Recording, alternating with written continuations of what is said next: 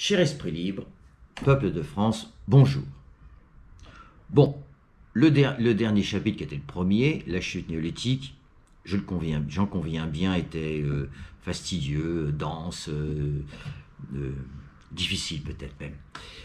Donc je vous ai préparé une petite synthèse pour les personnes qui n'ont pas pu aller au bout. L'idée principale est la suivante. Il y a eu un avant la chute néolithique et un après. C'est ce qui s'est passé avant qui nous intéresse. Et après aussi. Mais c'est ce renversement qu'il y a eu entre le avant et le après qui me semble pertinent. Donc avant. Avant, c'est 100 000 ans. En tous les cas, plusieurs milliers d'années. 50, 60 000 ans, 80 000 ans. Nous étions, nous, les sapiens. Alors, à cette époque, avec d'autres, Néandertal par exemple, nous étions principalement altruistes, solidaires et respectueux de la femme. Tous les symboles étaient féminins, ce qui montre une relation sacrée avec la mère nature que symbolise Ève dans le mythe de la chute. C'est du moins ce que j'ai tenté de montrer. Ève qui signifie vivant, vivre. Ontologiquement, nous étions donc en possession de notre dimension spirituelle. Il y avait des rites funéraires, peinture rupestre, Vénus obèse, monothéisme féminin découvert par Jacques Covin à Çatalhöyük en Turquie, laquelle accouchait des taureaux. Le taureau, dans cette région, et notamment que l'on retrouve avec la première lettre de l'alphabet hébreu, Aleph, a comme idéogramme une tête de taureau. Elle symbolise le principe spirituel nourrissant, le principe spirituel qui donne vie, qui donne vie au travers du sang. On avait vu ça avec Adam, Aleph, Dam, le sang. En fait, nous explorions et expérimentions la planète à l'aide de notre dimension corporelle, qui était en développement, notre intelligence pratique également. Alors, il est intéressant de noter que nous sommes restés, de tous les hominidés, nous sommes restés le seul vivant, au final, possédant l'ensemble de ces facultés, et notamment cette faculté, cette dimension spirituelle, qui nous donne cette faculté de penser l'illimité, on va y arriver. Et donc, il y en avait d'autres, mais ils se sont éteints. Après, nous sommes à 12 000 ans, entre 12 000 ans et 6 000 ans avant notre présent. Nous étions donc chasseurs-cueilleurs. Nous n'avions pas de dynamique d'appropriation, notamment avec l'agriculture. On faisait un peu d'agriculture, mais pas rationalisée. Et nous sommes passés éleveurs, agriculteurs, en 5-6 000 ans. En fait, le processus de la chute va durer 5-6 000 ans environ. Et donc, par contagion, la majorité des sapiens, et pas la totalité, ça j'avais insisté, opère un retournement psychoculturel, c'est la thèse de Jacques Covin, en associant appropriation illégitime, parce que illimitée, à notre faculté de penser l'illimité.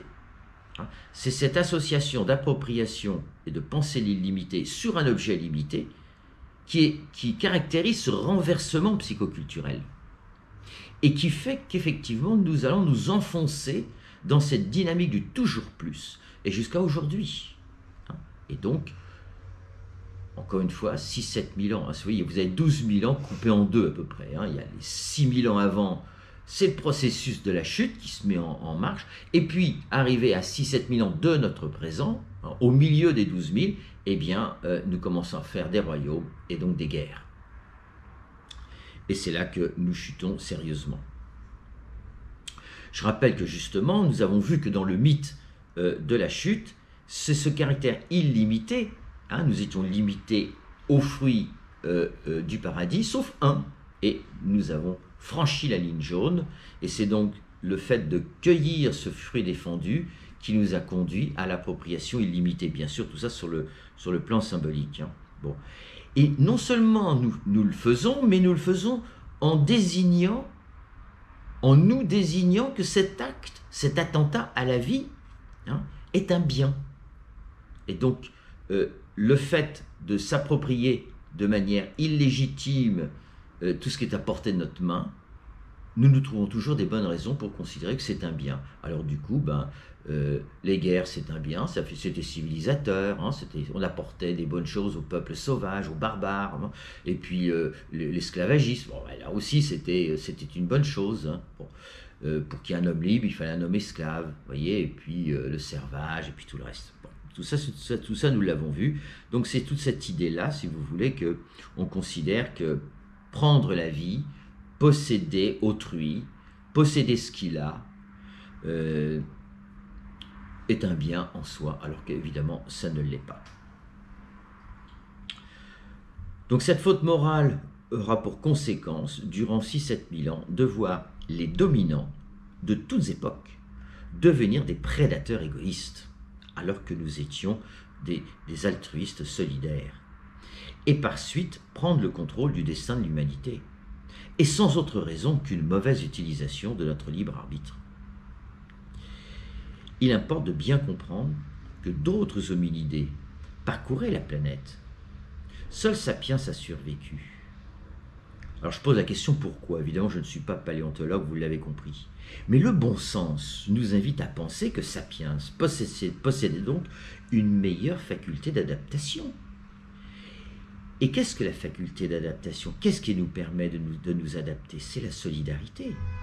Nous savons, nous, aujourd'hui, que l'agressivité, la violence diminuent considérablement nos facultés d'adaptation. Quand nous avons un problème, quand nous sommes agressés, quand nous avons des problèmes au travail et que nous sommes perturbés, nous ne trouvons pas facilement les solutions à nos problèmes. C'est donc dans la solidarité, dans l'humanité, dans l'altruisme que nous trouvons les bonnes solutions et que nous pouvons nous adapter. C'est du reste ce que nous avons à faire pour le monde d'après. Comment allons-nous nous adapter ou pas, hein? Eh bien, si Sapiens est resté le seul, alors on peut aussi dire que c'est une chance qu'il soit resté le seul, parce que vous imaginez déjà, avec nos différentes couleurs de peau, on se fait la guerre. Alors vous imaginez, là, si on avait Néandertal en face de nous, bon, en plus il était plus costaud que nous. Bien. Je vous avais également cité l'exemple in vivo du peuple des Hunza. Hein, ça peut se vérifier sur Internet. Ils n'ont pas chuté, ils n'ont pas les caractéristiques d'avoir chuté. D'abord, ils sont spiritualistes, ils entretiennent leur petit jardin, ils sont écologiques, hein, ils habitent dans des maisons avec un étage, ils n'ont pas de maladie, ils n'ont pas d'handicap, ils n'ont pas d'argent, ils n'ont pas de titre de propriété, ils ne se font pas la guerre. Quand il y a un problème, il y a un sage du village qui traite le problème, et puis quand le problème est un peu plus grand, bon, on ne se fait pas la guerre quand même, il y a un conseil de 12 qui se réunit et qui traite du problème. Bon, voilà, ça c'est un peuple qui n'a pas chuté. J'ai aussi cité quand même toute la philosophie du bouddhisme du Dalai Lama, qui est quand même pacifique, sa religion c'est la bonté, donc voilà, c'est ça les caractéristiques d'un monde qui n'a pas chuté, voilà. Et donc les caractéristiques de notre monde, parce que nous, le nôtre, par contre, c'est bien clair. Donc cette lecture de la chute néolithique, fondée donc sur ces travaux de Jacques Covin, n'est qu'une hypothèse en réalité, bien sûr, hein, j'en ai bien conscience, et elle nécessiterait un consensus de la discipline paléontologique. Bon, mais ça, je ne suis pas certain, hein. Cependant, il est sans doute possible, et il est possible, de croiser cette hypothèse avec d'autres lignes de fait, et notamment une ligne de fait, une que nous allons voir un peu plus tard dans le dossier L'altruisme, avec Mathieu Ricard. Ce croisement des deux lignes de fait est fondé sur une idée largement admise, la convergence entre la phylogénèse, c'est-à-dire l'évolution de l'humanité, les étapes d'évolution, et l'ontogénèse, c'est-à-dire les étapes de l'évolution du nouveau-né de l'homme. Autrement dit, l'évolution de l'enfant humain, au singulier, a une correspondance avec les étapes successives de l'évolution de l'humanité au sens collectif. Bon. Et donc, nous verrons que dans les 2 premières années du nouveau-né, qui pourrait correspondre à la première étape d'évolution, donc pendant ces 50-60 000 ans de Sapiens, eh bien là, l'enfant est altruiste. Et donc, vous voyez bien, il y a là une homologie entre la phylogénèse et l'ontogénèse.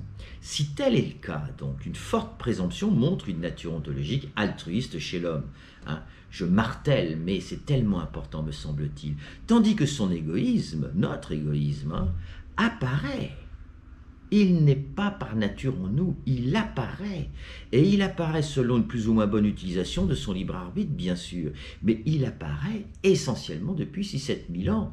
Alors que c'est quoi 6-7 000 ans sur 100 000 ans? Donc il n'y a pas de quoi désespérer. Et donc, du coup, la seconde conséquence que je voulais amener, c'est que le mal en tant que tel n'a pas de réalité ontologique. Il n'est plus consubstantiel à la vie humaine, comme certains courants de philosophie voudraient le faire croire, y compris la psychanalyse. Il n'est pas non plus consubstantiel à la vie en général. Bon. Il n'est, sur Terre en tous les cas, qu'un aléa du libre arbitre humain. Enfin, j'avais insisté, je voulais montrer que la femme en tant que telle n'était pas concernée par le mythe de la chute biblique.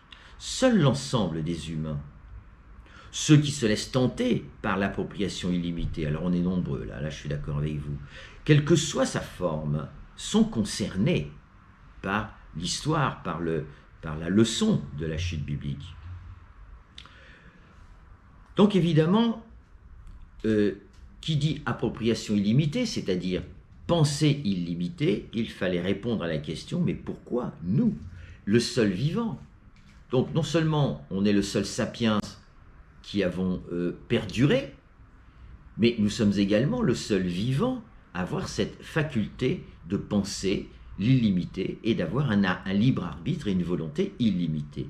Et donc j'avais répondu, évidemment j'y reviendrai plus longuement, mais tout simplement parce que nous sommes ici sur Terre pour apprendre à aimer de manière la plus universelle possible. Or, l'amour en soi est nécessairement illimité. Je ne peux pas dire à quelqu'un, à l'aimer, je ne peux pas lui dire « je t'aime » pour 3 ans tacitement reconductible, comme dans un contrat juridique. Donc, et c'est la seule raison. Nous sommes capables de penser l'illimité pour apprendre à aimer, parce qu'on ne peut pas aimer dans des limites. C'est grâce à cette volonté sans limite que l'homme peut vivre l'amour sans limite dans le temps. Je t'aime au présent éternel, infiniment et inconditionnellement pour la vie. Mais également dans l'espace, lui aussi illimité. Je t'aime infiniment et inconditionnellement en tout lieu. Hein, si je me rends aux États-Unis, je ne peux pas lui dire « Bon, bah t'inquiète pas, aux États-Unis je t'aime plus, mais quand je rentre, je vais t'aimer à nouveau. » Enfin, ça n'a pas de sens, vous voyez. Donc, quand j'aborderai les caractéristiques du versant spirituel de l'homme, je distinguerai l'espace-temps d'Einstein, notre espace-temps physique, de l'espace-temps spirituel. Non pas qu'il soit virtuel, non, c'est une autre réalité. Hein. Et c'est dans cette réalité-là, cet espace-temps illimité, que nous pouvons aimer, mais également nous pouvons créer. Notre imagination est issue de cette substance esprit, de cette caractéristique illimitée. Bien évidemment, ces caractéristiques que je vous montrerai ne peuvent pas entrer dans le champ d'expérimentation de la science. Nous ne pouvons que l'expérimenter par nous-mêmes, dans l'intimité, dans notre intimité, dans l'intimité de notre laboratoire conscience. Là, nous sommes seuls avec nous-mêmes. On peut échanger, on peut partager, on peut... Oui, mais l'expérience, il n'y a que nous qui pouvons la faire.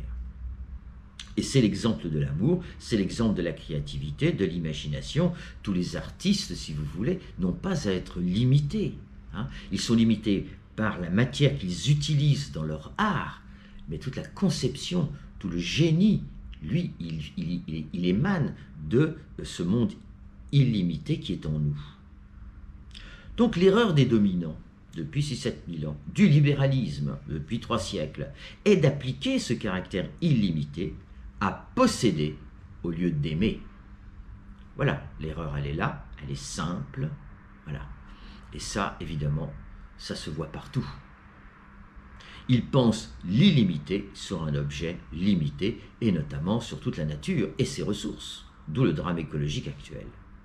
Les peuples veulent que l'on redresse l'écologie et le climat, mais pas les dominants. Et il me semble vous avoir parlé de cette interview je crois, hein, avec Monique Pinson-Charlot, cette sociologue des riches, et son mari Michel, elle est interviewée par Denis Robert aux médias. Et elle lui dit, tu sais Denis, ne compte pas sur les riches pour qu'ils s'occupent du problème écologique et climatique. Parce qu'au contraire, ça les arrange. Hein, parce qu'eux, ils savent qu'ils ont les moyens de se protéger, ils auront les moyens de se protéger, leurs enfants, leurs petits-enfants, etc. Par contre, qui va trinquer, qui va disparaître de la planète? Les pauvres. Ça sera des bouches en moins à nourrir. Donc vous voyez, il faut vraiment pas, on ne peut pas compter sur eux. Hein. Il va falloir vraiment que là, dans le monde d'après, nous comptions sur nous-mêmes. Il faut que les peuples comptent sur eux-mêmes. Hein. Nous n'aurons pas d'autre aide. Et nous, évidemment, c'est ça que je voulais montrer, c'est que nous, la majorité des dominés, nous présupposons effectivement que seul l'égoïsme prévaut dans un monde où seul le libéralisme serait supposé rétribuer chacun à sa valeur. Or, à cause de ce présupposé, aucune autre politique ne pouvait et ne peut être proposer une réelle alternative. Bon, et c'est là tout l'enjeu de ce travail, tout ce que je voulais vous montrer, voilà. C'est ça ce résumé que je voulais faire. Or, que montre le réel actuel? Il montre bien, me semble-t-il, montre un monde qui est décrit par la chute néolithique. Enfin, donc, ce que j'ai fait la dernière fois et ce résumé, je vous ai pris quelques exemples, car durant le confinement, étrangement, nos dirigeants, je pense à Emmanuel Macron, surtout dans ses discours majestueux, à un moment donné, il avait vu la Vierge, hein. D'un seul coup, c'était l'État-providence, stratège, avec un plan financier, on veut de restructurer le monde de la santé, on reparlait de nationalisation, de souveraineté de nos industries, hein. Vous savez, les masques, les tests, les respirateurs, bon, nos soignants étaient devenus des héros, donc des altruistes, hein. Bon, a priori, nos gouvernants se seraient égarés qu'un court instant, le discours est encore maintenu, hein. On est un mois après le déconfinement, mais pas les actes, hein, bien sûr. Bon, plus sérieusement, le Covid-19 révèle un peuple capable d'altruisme, parce que ça c'est la vérité, et nous invite à sortir de la chute pour prendre notre envol vers un monde juste et équitable. Et je pose la question, y arriverons-nous?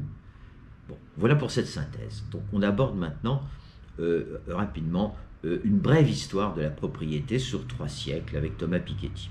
D'abord, constatons un autre réel. Aussi loin que l'on puisse remonter, quel que soit le régime politique, dictature, monarchie, démocratie, et même le communisme soviétique, hein, nous vivions et nous vivons en réalité sous le régime de la propriété absolue, sacralisée par la loi. Mais d'une manière non dite, sans aucune limitation quantitative légale. Et ça, c'est vraiment grâce aux travaux remarquables de Thomas Piketty dans Capital et idéologie, ce constat a été magistralement confirmé. Exemple, en France, et plus généralement en Europe d'ailleurs, sous l'Ancien Régime, seulement 3% de la population masculine, vous voyez jusqu'où c'est allé, cette histoire d'Adam et Ève, hein, 3% de la population masculine, c'est-à-dire le clergé et la noblesse, détenaient la quasi-totalité du patrimoine. La Révolution française consacra la propriété dans sa Constitution en son article 17. Écoutez bien, la propriété étant un droit inviolable et sacré. Vous voyez là le renversement psychoculturel, hein? La propriété est devenue un droit sacré. Le caractère sacré envers la nature, fini. Hein? Maintenant, c'est à nous et c'est sacré. Vous voyez, en fait, on a désacralisé le sacré. Vous voyez, donc inviolable et sacré. Nul ne peut en être privé, si ce n'est lorsque la nécessité publique, légalement constatée, l'exige évidemment, et sous la condition d'une juste et préalable indemnité. Bon. Nous voilà donc tous égaux devant cette propriété inviolable et sacrée. Égaux sur le plan juridique. Je vous donne un exemple que Thomas Piketty nous raconte. Il nous raconte comment le gouvernement français, nous sommes en 1825, bon, on est donc une petite quarantaine d'années après la Révolution, comment le gouvernement français a imposé navires canonniers face à l'île d'Haïti. Hein, il y avait les canons face à l'île. Hein. Donc, le gouvernement français a imposé aux ex-esclaves, puisqu'ils étaient en train de se libérer, de payer le rachat de leur liberté envers les propriétaires esclavagistes. Les banques françaises ont fait crédit, avec un taux d'intérêt bien évidemment, et donc ils payèrent leurs dettes, tenez-vous bien, jusqu'en 1950. Il le raconte dans les différentes interventions qu'il fait à la télévision. C'est quand même extraordinaire. C'est à peu près équivalent à 3 ans de leur PIB annuel. Eh bien aujourd'hui, cette dette, elle est évaluée, c'est en l'écoutant d'ailleurs que je l'ai appris, à 30 milliards que la France refuse de rembourser. Et ceci sur le seul fondement juridique de la propriété absolue et sacrée. Donc, elle est tellement sacrée. Les esclavagistes étaient légalement propriétaires des esclaves. Donc, on ne pouvait pas il n'était pas question de les spolier. Vous voyez ce renversement là, vous voyez là comment, quand le mythe nous raconte que nous disons que ça est un bien, donc il est bon, c'est un bien, et on ne rembourse pas Haïti, qui s'est pris à 5 ans encore un déluge, et qui est l'île la plus pauvre, eh bien, c'est un bien d'avoir pris leur argent pour indemniser les propriétaires d'esclaves, il y a un siècle, il y a 130 ans, et c'est toujours un bien de ne pas les rembourser. Voilà, 30 milliards. Bon. Pensons également aux 2 guerres de l'opium contre les Chinois afin de leur vendre donc cet opium. D'abord l'Angleterre, la première guerre, puis la France et les États-Unis. Résultat, la Chine perdit les 2 guerres et fut contrainte d'autoriser le commerce de l'opium financé par la banque HSBC. Encore elle. Et de signer des traités inégaux, bien sûr, ayant pour principale conséquence le legs de Hong Kong à la Grande-Bretagne, et vous connaissez la suite. Bon, toujours avec les canons. Voilà. Vous voyez ce renversement. Cette lutte contre la propriété illégitime n'est pas d'aujourd'hui. Souvenez-vous de la prière de Socrate, que je vous ai lue, qui est une prière magnifique, mais aussi le texte de Rousseau. Les révolutions sont toutes nées parce que le peuple avait faim. Toutes. Le sociologue suisse Jean Ziegler raconte dans Le capitalisme expliqué à ma petite fille, il raconte ceci. Gracchus Babeuf, enfin tous les historiens le connaissent, Gracchus Babeuf et Jacques Roux et d'autres, avec eux, se sont ligués pour contester violemment Robespierre, dénonçant les privilégiés qui tiraient leur profit de la Révolution, préconisant donc l'abolition de la propriété privée, la collectivisation des terres et des moyens de production. Évidemment, il leur a coupé la tête. Bon, mais voyez, c'est pas... Et puis si on remontait, les historiens, ils pourraient remonter. Ce problème-là est récurrent. Ce problème de la chute est le problème de l'humanité, partout, de toute époque. C'est ça l'idée. Et qu'il va falloir corriger ou alors mourir. La définition de la propriété fut donc codifiée à l'article 544 du Code Napoléon. Il a été promulgué le 6 février 1804. Vous avez vu, une vingtaine d'années avant les canons sur les Chinois. Il est toujours en vigueur, mot pour mot, dans notre Code civil en 2020. C'est le même. Pas changé. La propriété, le droit de jouir et de disposer des choses de la manière la plus absolue. Mais là, on a enlevé sacré. On est devenu laïque, là. On a enlevé le sacré. Pourvu qu'on n'en fasse pas un usage prohibé par les lois et les règlements. Bien. Cependant, aucune loi ni règlement n'a prohibé et ne prohibe le côté quantitatif. Je peux m'enrichir de manière illimitée. Je peux accumuler les milliards et les milliards sans problème. Sur le plan juridique, la propriété se définit par 3 caractéristiques. L'usus, ça nous vient des Romains, du droit romain, que beaucoup Napoléon avait repris. Donc l'usus, c'est l'usage. Le fructus, c'est donc les fruits que je reçois lorsque je loue ou les terres ou un studio. Et l'abusus, c'est le fait de pouvoir en disposer à sa guise. Mais encore une fois, dans cette définition, dans cette approche juridique, rien n'interdit juridiquement le caractère illimité de l'appropriation qui devient donc illégitime, et qu'il s'agisse de biens privés ou de production. Après la Révolution française, contrairement à nos croyances, 2% de la population toujours quasiment masculine, détenait encore 90% du patrimoine privé, et ceci jusqu'à la fin de la Belle Époque.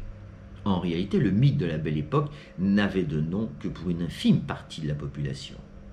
Et je cite Thomas Piketty. 70% de la population meurt sans aucun bien, 70%, et où 1% des défunts détient près de 70% de tout ce qu'il y a à posséder. On est toujours dans des proportions de ce genre-là. Et il nous donne un exemple de la Suède, un exemple qui nous montre que vraiment c'est une question de volonté politique.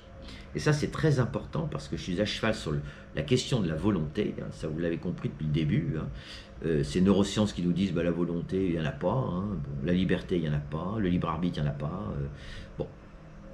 Et il nous dit que dans la Suède du 19e siècle, les inégalités étaient telles qu'un seul habitant d'une commune pouvait posséder, en fonction de sa richesse toujours, la majorité des droits de vote à lui seul. Donc il faisait ce qu'il voulait, il était tout seul. L'auteur explique entre autres que la Suède, alors particulièrement inégalitaire, opéra un renversement radical au début du XXe siècle pour devenir l'emblématique pays de l'égalité apaisée d'aujourd'hui. Vous voyez, c'est vraiment, il veut nous montrer par cet exemple que c'est une question de volonté. Il donne d'autres exemples en Allemagne aussi. Bon. Donc, c'est aussi l'idée de nous dire, ne croyez pas qu'il y a des pays égalitaires par culture, ou peut-être même par nature, et puis d'autres des pays inégalitaires aussi par nature. Non, pas du tout. Voilà.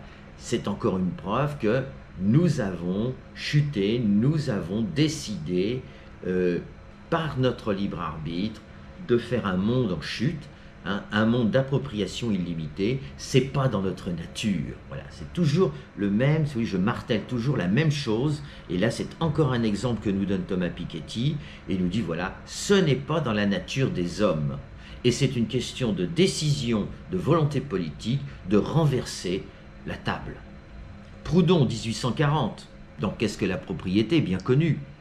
La propriété est impossible. Alors, il donne une liste. Est impossible parce qu'avec elle, la société se dévore.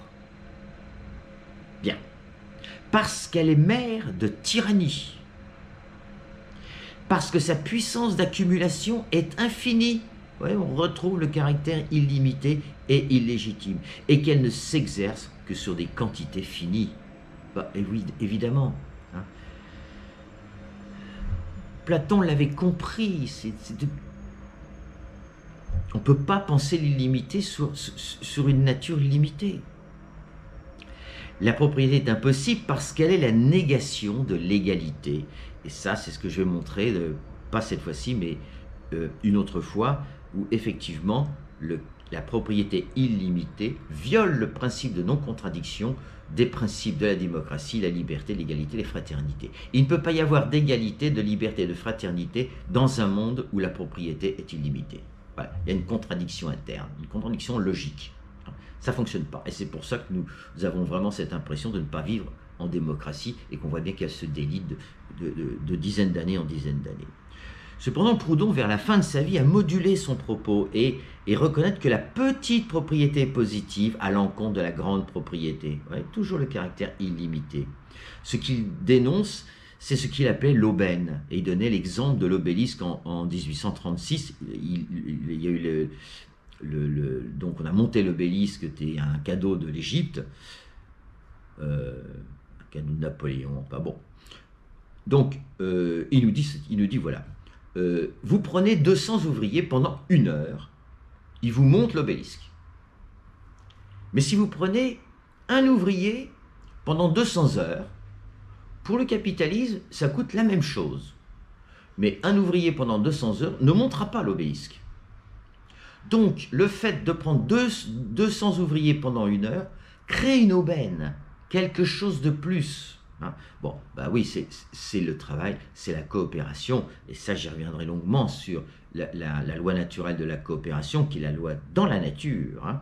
Eh bien, évidemment, s'il y a coopération, il y a une aubaine, et cette aubaine aujourd'hui, elle s'appelle évidemment les dividendes. Voilà, et c'est donc précisément là où j'adhère pleinement au socialisme proudhonien de Michel Onfray, lequel défend le mutualisme, le libéralisme et la coopération, qui sont 3 formes de coopération. Bien, avançons dans l'histoire. Si ces inégalités extrêmes se sont quelque peu améliorées suite aux 2 guerres du XXe siècle et aux luttes ouvrières, depuis les années 80-90, Thatcher, Reagan, ces inégalités, un Thatcher qui nous dit « il n'y a pas d'alternative que le libéralisme hein », ces inégalités sont reparties de plus belle à la hausse. Et nous aurions tort également de croire que l'exemple de la France au XIXe siècle et au début du XXe fut la grande majorité des pays riches présentaient les mêmes inégalités extrêmes. Et de la même manière, la chute du mur, hein, c'est 1989, le soviétisme aussi, donc le pendant du capitalisme, c'était le communisme soviétique, qui était tout aussi aberrant sur le plan de la propriété, hein, puisque c'était le parti qui était tout propriétaire de tout, et le privé et le public. Hein. Bon. Donc évidemment, ça ne pouvait pas fonctionner. Donc tout ça tombe, et donc le capitalisme est libéré, si je puis dire, et là, on est reparti dans des abîmes d'inégalité. Donc quand nous lisons le travail planétaire quasi exhaustif dans Capital et idéologie, parce qu'il a fait un vrai travail, vraiment il a fait 80% de la planète, hein. La raison profonde des échecs des régimes politiques de tous bords, l'esclavagisme, le colonialisme, les pseudo-démocraties d'aujourd'hui, découle toutes de la présence d'inégalités excessives en termes de propriété et de revenus. Voilà ce qu'il nous montre. Je vous prends un autre exemple, Gaël Giraud, économiste en chef à l'Agence française de développement. Cette agence française, cette AFD, donc, accompagne et accélère les transitions vers un monde plus juste et durable. Bon, vous l'avez sans doute tous écouté. Montre également, donc, le lien causal entre les inégalités et les crises économiques. Pour les économistes opposés, des gouvernants, FMI, OMC, etc., passé toute crise, l'économie reviendra à son niveau d'avant. C'est une sorte de sélection naturelle aveugle. Hein. Quand il y a une crise, les plus mauvais disparaissent, hein, autrement dit, ils font faillite. Hein. Ceux qui ont mal placé leur argent, c'est perdu. Donc il y a une sorte d'épuration naturelle. Hein. Selon un ordonnancement universel. Il y a un ordre universel qui va constamment chercher à rééquilibrer les déséquilibres. Et c'était donc l'ex-main invisible d'Adam Smith. C'est la reprise, c'est la même continuité, la même pensée. Bon. Évidemment, quand il nous explique, Gaël Giraud, quand on regarde la Grèce, la Grèce, ça n'a pas du tout été ça, depuis 10 ans, son PIB chute, plan d'austérité, chute du PIB, plan d'austérité, chute du PIB, voilà. Et donc, cette thèse, évidemment, elle est fausse, notamment pour la Grèce, mais enfin, nous y arrivons. Hein. Alors, je reviendrai sur cette loi naturelle, parce qu'il y a effectivement une loi naturelle de la recherche constante des rééquilibrages des déséquilibres. Hein. En introduction, je vous en avais brièvement parlé, 2 mots. J'y reviendrai en temps voulu, mais pas ici. Bon. Elle existe en effet dans la nature, hein. Elle est même fondamentale. Mais au vrai, elle se dérègle en fait dès lors que l'homme intervient dans une dynamique prédatrice. C'est là où elle se dérègle. C'est donc tout l'inverse. Hein. C'est-à-dire que le libéralisme il dit prenons, quand ça se dérègle, ça va revenir. Mais ça se dérègle parce que nous avons une dynamique prédatrice, voilà. Et vous voyez, on inverse la conséquence et la cause.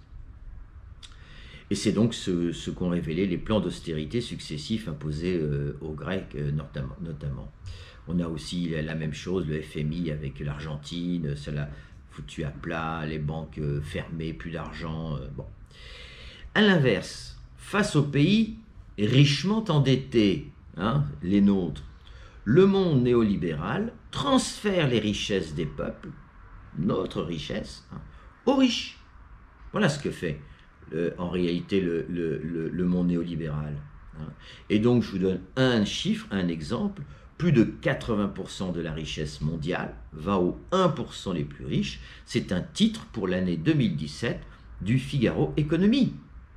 Je l'invente pas, et vous le savez, il y en a à la pelle comme ça, des chiffres totalement aberrants.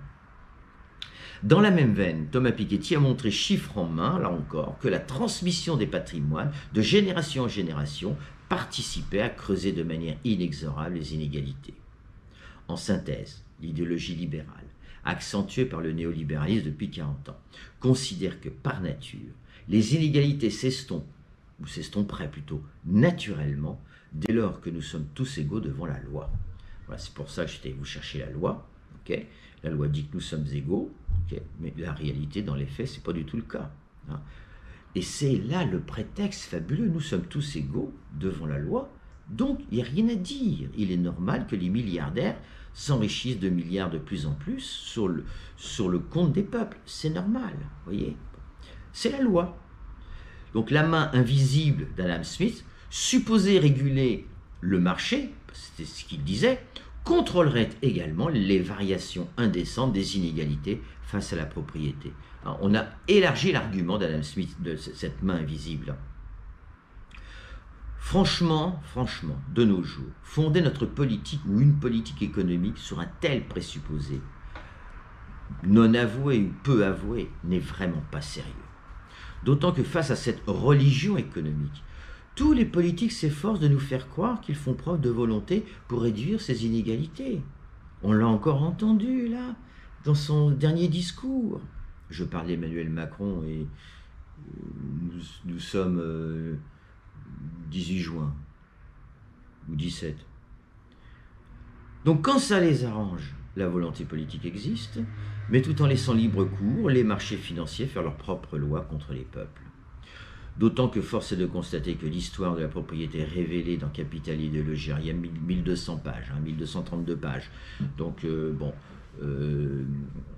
évidemment, il en donne des exemples et des exemples. Et donc, vraiment, quand on regarde quand on lit tout ce qu'il a pu écrire, même si on peut discuter avec ses tableaux, etc., bon, il y a toujours des gens qui vont discuter. Mais en réalité, ce qu'il a fait, ce livre-là, pour un des livres décisifs, comme Plaidoyer pour l'altruisme de Mathieu Ricard, c'est un livre décisif, comme Les origines des espèces par Darwin, c'est un livre décisif, et bien ce livre-là, décisif, invalide définitivement cette thèse.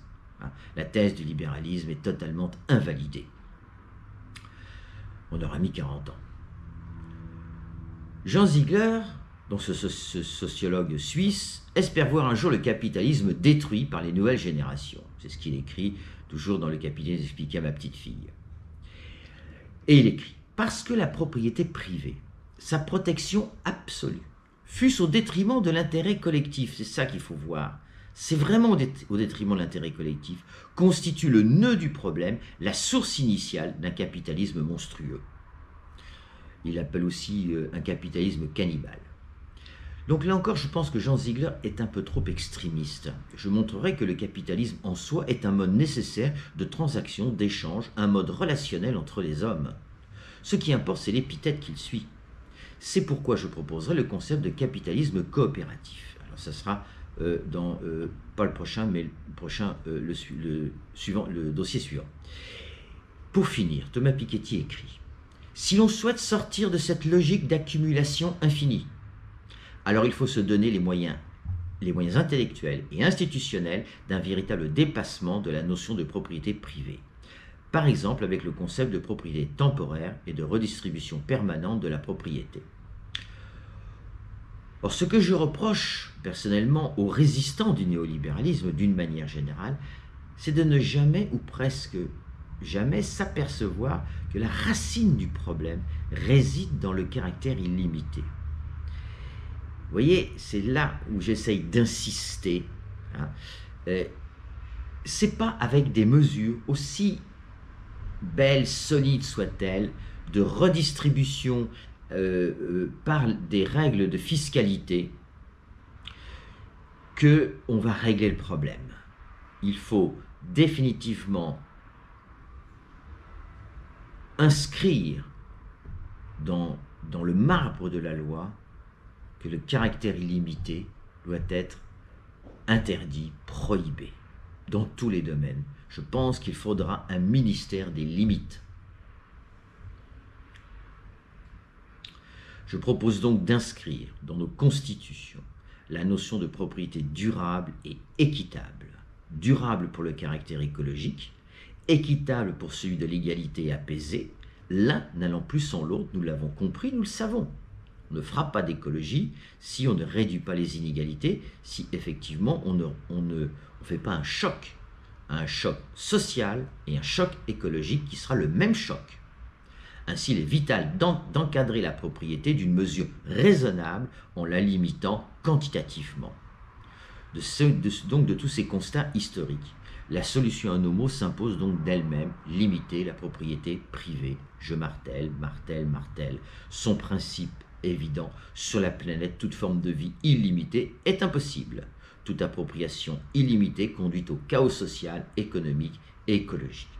Donc, j'ai proposé 3 mesures que vous aurez dans le module pour voter. Fixer une limite à la propriété sous toutes ses formes. Je donnais comme exemple 200 millions d'euros par adulte. Votons. 200 millions vit bien de patrimoine par adulte. Un couple, ça fait 400 millions. Bon. Établir une échelle de revenus tout confondu de 1 à 20. Exemple, le salaire minimum 2 000 euros par mois. J'envisage pas un monde d'après en moins de 2 000 euros par mois. Ça fait donc 40 000 euros par mois pour les meilleurs, on va dire, les premiers de cordée. Votons. Alors, j'ai vu là récemment que François Ruffin proposait la même chose, mais c'est une idée, je pense, de Léon Blum, déjà au départ, c'est une vieille idée.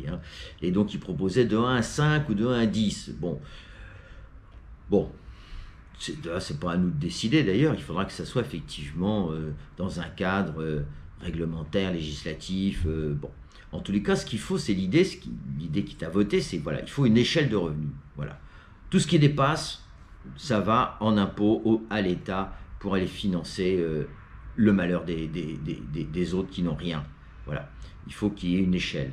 Instaurer cette dotation universelle, c'est le 3e point, cette dotation universelle en capital de 120 000 euros par adulte ayant atteint 25 ans. Ça, c'est une idée géniale de Thomas Piketty. Voilà, ça ne m'est vraiment pas venu à l'esprit.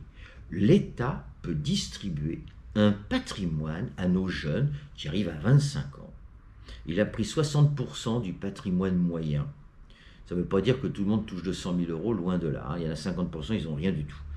Mais le patrimoine moyen qui va dans les successions, il a fait le calcul, c'est 200 000. Donc il dit prenons 60%, donc il propose 120 000. Ça pourrait être 150. Ça pourrait... L'idée, c'est une dotation universelle en capital que l'État verserait.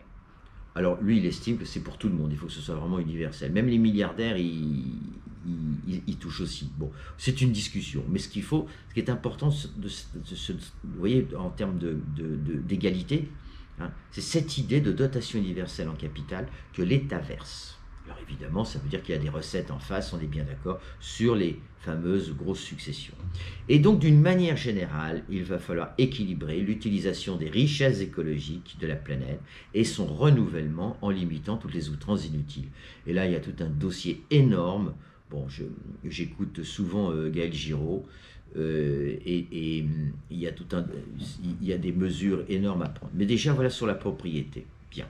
Je vous rappelle que nous n'avons plus le droit ni surtout le temps de l'ignorer. Je vous remercie pour votre patience. Le prochain dossier, c'est que deviennent donc les milliardaires, puisque si on limite à 200 ou 300 millions, qu'importe combien, que deviennent nos milliardaires. Voilà, c'est le prochain dossier. Je vous remercie.